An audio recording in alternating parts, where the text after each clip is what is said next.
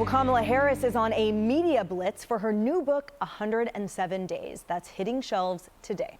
She's pointing fingers at just about everyone for her loss to President Trump, everyone except herself. Harris hitting up Rachel Maddow, Good Morning America, and back to the scene of the crime where her campaign imploded. A little group therapy session with the ladies of The View. You know, a lot of people are coming up to me crying, actually. Crying, yeah. I would be crying. Yeah, but that was just me. That night, I grieved in a way that I have not since my mother died. Wow. And it was, the pain was, it was not at all about losing a race. I knew what it was going to mean for the country. We just didn't have enough time. You didn't have enough time. We didn't have enough time. Oh, yeah. Well, you didn't. And, you know, I mean, one of the reasons I wrote the book is this is unprecedented. It is the closest presidential race in the 21st century in terms of the outcome. Speaking of elephants, and then it was to the elephant in the room, that infamous Sunny Hostin question that sank her campaign. If there was anything she would have done differently from Joe Biden, to which she replied, "There is not a thing that comes to mind." I'm a loyal person. I didn't fully appreciate how much people wanted to know there was a difference between me and President Biden. I thought it was obvious. And I didn't want to offer a difference in a way that would be received or suggested to be a criticism. Yeah, that President Biden was deeply unpopular. I did realize that. You write you had no idea, you just pulled the pin on a hand grenade. Do you think that moment tipped the election? No. No. Good, because Sunny doesn't want to take the blame. And of course, bitter Kamala was critical of President Trump. This individual who occupies our White House right now, The People's House, has decided that he will be an emperor in his mind. do you sometimes just want to scream, "I told y'all so," and feel free to do it right now? I mean, Sonny, nothing comes to mind.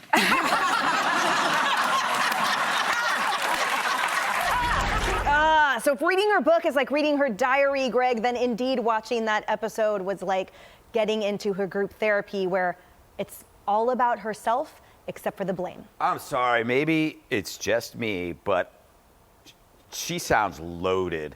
And if it ain't booze, I don't know what it is, but she reminds me of every woman at the airport bar whose flight got delayed and she had too many daiquiris because she cannot get out of her mind about the things. And you know, the 107 days wasn't a lot. That's why they called it 107 days.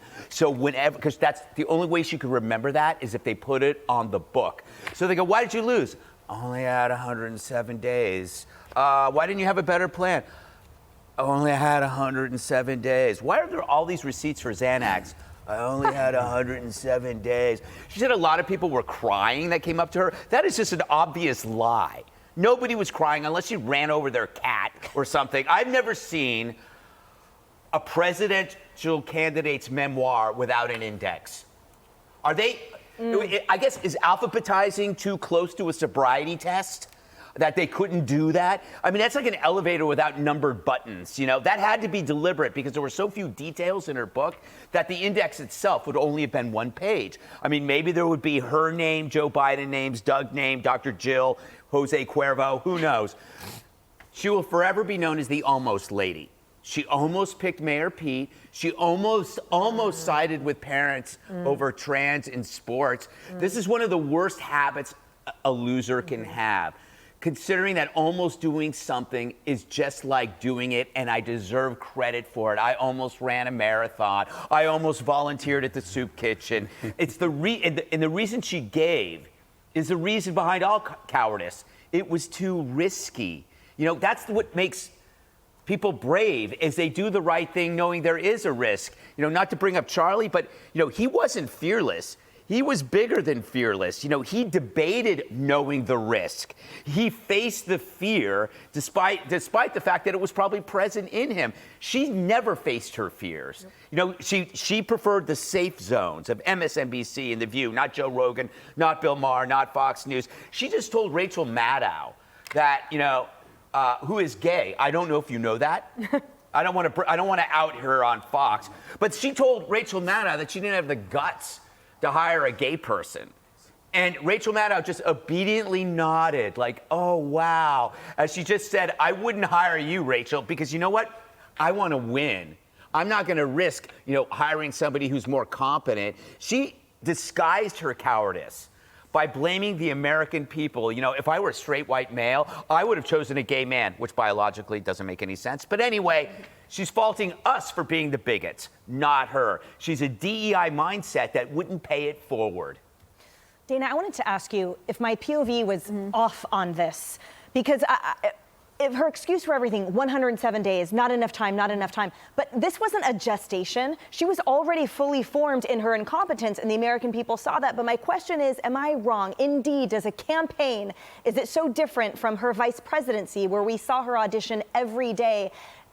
Did she actually, if she had more time, would it have been successful, or would her chances have improved? It's a great question. I've always maintained that I think that she had too much time. Because if you think about the convention, the truncated convention that they had, and you think about how those Democrats got behind her, you had Michelle Obama, Barack Obama, even if they were reluctant at first, everyone got behind her. And in those speeches, they gave it their all. And that was the high point, and she started to lose ground every single day after that. So it would have been better for her if Joe Biden had dropped out on the Saturday and the election were held the next Saturday. That probably would have given her a fighting chance. When you talk about her being unwilling to do risk, and I thought that I think it was David Marcus, his headline in the Fox News piece this morning was that she was very timid in her endorsement of Mamdani yesterday. This is the Democratic Socialist here running for mayor. And I thought, it's the best adjective because it describes so much. She's like tentatively, like maybe she's going to make a policy decision, perhaps. And the book was billed as something where she's going to burn down all these relationships. And yet other people think she's going to run again in the future. I don't think so. And I also think that her timidity when it comes to something like Mamdani is like, if you are out there and you consider yourself the leader of the party at this point, because who else is there? It's not Chuck Schumer, is it not? She thinks it's her, and she is that timid. That's a problem for her. I did think that the Pete Buttigieg thing was interesting because Rachel Maddow said, but you said you didn't pick him because he's gay. She said, I didn't say that. Yeah. Like, no, you just wrote that, and it's right here in black and white. This will go on for a few days. She'll probably sell a lot of books, and I think that will probably be the end. I mean, of the career, yeah. Hopefully. Of the political career. Right, because Jesse, to Dana's point, she's pressed on it, and she goes, it's Trump's rhetoric, not Pete's sexuality, but see page 160 pretty clearly. Yeah, she said the race was too important to run with a gay. My painter was over the house today, and he goes, now I know why Kamala wanted to run with Mayor Pete. She wanted to run with a girlfriend. And I said, that's not nice. You can't say that. Wow. Tony. You're a painter, wow. Tony. Wow. And he said, no. He said, I'm gay, and I'm a Democrat, so I can say it. And I said, permission granted. And this is the kind of thing we're dealing with. And it's funny because she said she ended up going with Waltz, who's about as straight as a girlfriend as you can get. I think Pete wasn't the wrong guy. He was the wrong gay. And hear me out. I don't want to. Oh, God. That's a great line, though. Most gays are funny. And he's so boring. She needed to go with someone like Andy Cohen, like hysterical. And that's where she missed. Dana's right. She's too timid. She needed to come out with a guy that was just had so much attitude that when he debated Vance, he was like, hey, Mr. VP, can I borrow some eyeliner? Someone like that. Right. Someone that just makes fun of everyone's hair, someone's outfit, and just mocks everyone. Like Greg. You're straight, right? Absolutely. Yeah, someone like Greg, but gay. The book is good, though. There's some good stuff. Yeah. I mean, she she wrote hot goss. And it's a woman, so you expect a tell-all, right? Oh, God. How's that? He throws out outrageous statements to distract from the real issues. Today, he wants me to prove my race. What's next? He'll say I'm not a woman and I'll need to show my vagina. This is good stuff. On page 179... What was she referring to? Was that Willie Brown? This is just chapter... This is 37 days until the election. Hair color, manicure, call, fundraiser, rally, lid. And she told her editor, nailed it. That's a chapter. And The View, they have to add a guy to The View. There are too many women on that show.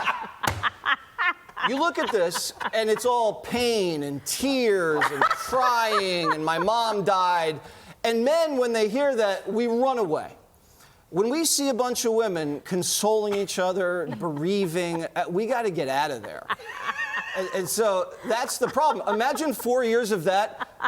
Kamala sharing her feelings with other women. Oh, my God. Thank God Trump won. And she hates women.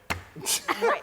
Speaking of getting out of there, Harold, I wanted to get your opinion on, I think Dana nailed something really important, that during her tenure, she was real hesitant to sign on to anything with specificity. But here, guns a-blazing, she is not hesitating at all with pointing the finger at everyone else in her party, including the majority of Americans. Right, so I think this exercise that the vice president has undertaken is at best puzzling and at worst just a waste of time. Nice. 9 months after she loses the race, she comes on a television show to say that she had never hurt like this before. That's not what if you're serious about politics and you're serious about the enterprise of policymaking, which is really about helping people, you don't make it about yourself too. I would have thought she remains, Emily, I think you're right, she is probably the proverbial leader of the party in some ways. She could make an argument. Here we are 7 days before the government is slated to shut down because Democrats and Republicans, as usual, can't get along.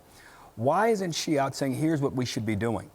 Here's what I would have done had I been president. I've gotten over it. I lost. These are things I should have done. There's no doubt. Sonny, you're my friend. You asked the right question and I didn't have the right answer.